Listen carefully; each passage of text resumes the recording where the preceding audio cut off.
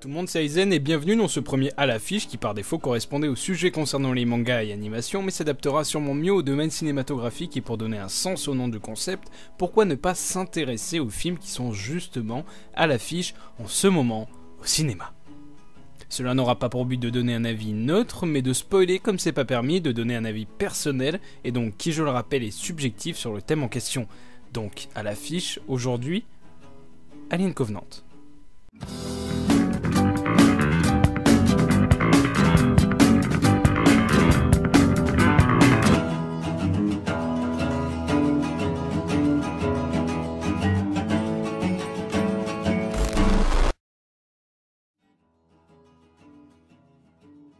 Alien Covenant est un film de SF réalisé par Ridley Scott qu'on ne présente plus. Le film est donc actuellement au cinéma et est censé rattraper le fiasco qu'a été Prometheus, et comme c'est mal barré, il est censé répondre aux questions laissées en suspens lors de la saga Alien, ainsi que dans Prometheus qui n'avait fait que nous retourner l'esprit à coups d'explications plus incompréhensibles et incohérentes les unes que les autres.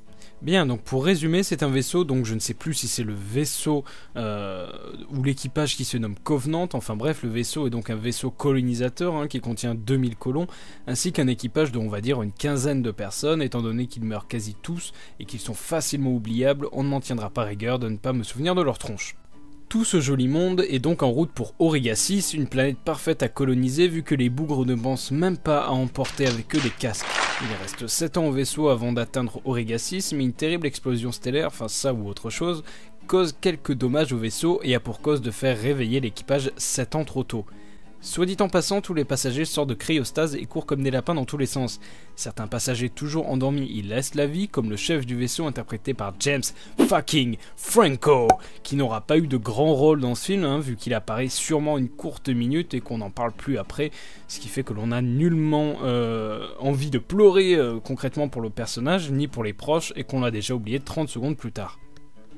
Bref, je n'ai pas apprécié ce film. À mes yeux, le film est complètement raté, absolument pas à la hauteur de ses prédécesseurs.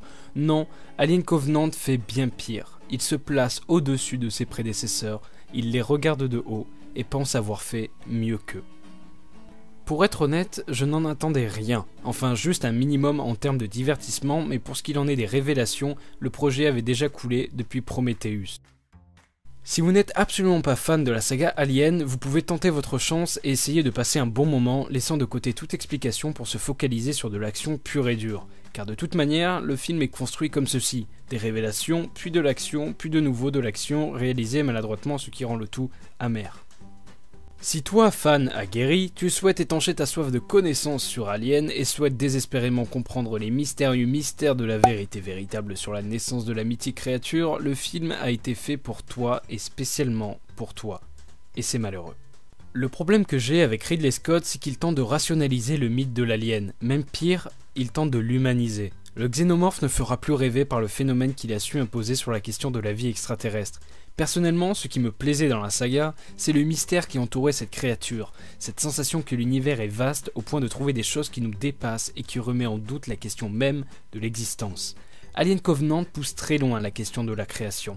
L'homme, la machine, la créature, les créateurs même, avec un côté religion très ancré puisque le premier scénario du film devait à la base impliquer Jésus comme principale source de conflit entre les ingénieurs et les humains. True story. Je n'ai même pas envie de résumer pas à pas le film, d'autres l'ont déjà fait et ce ne serait que tirer une nouvelle fois sur l'ambulance. Je préfère analyser le fond au détriment de la forme, bien que les deux soient particulièrement mauvais, tellement le complexe God de Ridley Scott a découlé sur son œuvre.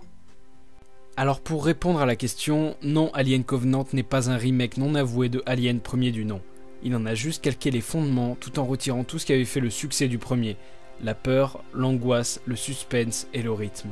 Alors oui, le scénario et les scènes sont calqués plan par plan, autant dans l'intro du film que dans sa scène finale qui à ce niveau n'est plus un clin d'œil, mais un coup dans l'estomac suivi d'un cri dans l'oreille disant « Hey, t'as vu, c'est la même scène que t'as kiffé dans le 1 ».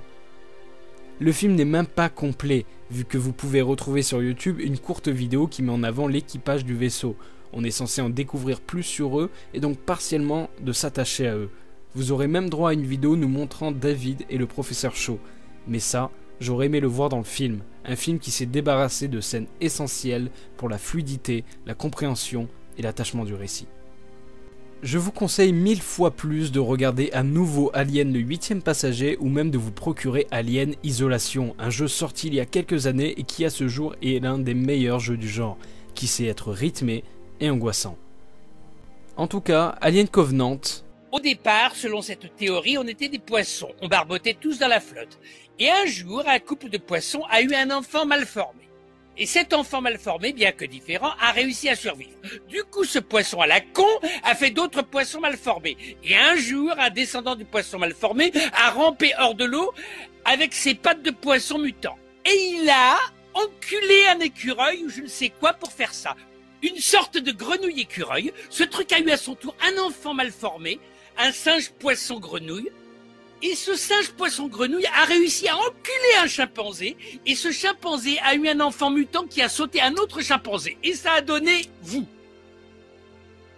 Pour résumer, vous êtes les descendants d'un chimpanzé mutant qui a enculé un poisson écureuil. Mes félicitations.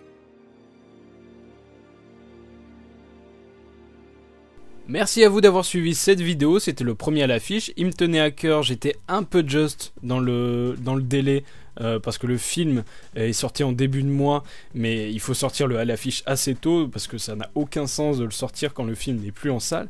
Bref, donc j'étais assez pressé de le sortir, il n'est pas complet comme le film, j'ai envie de dire.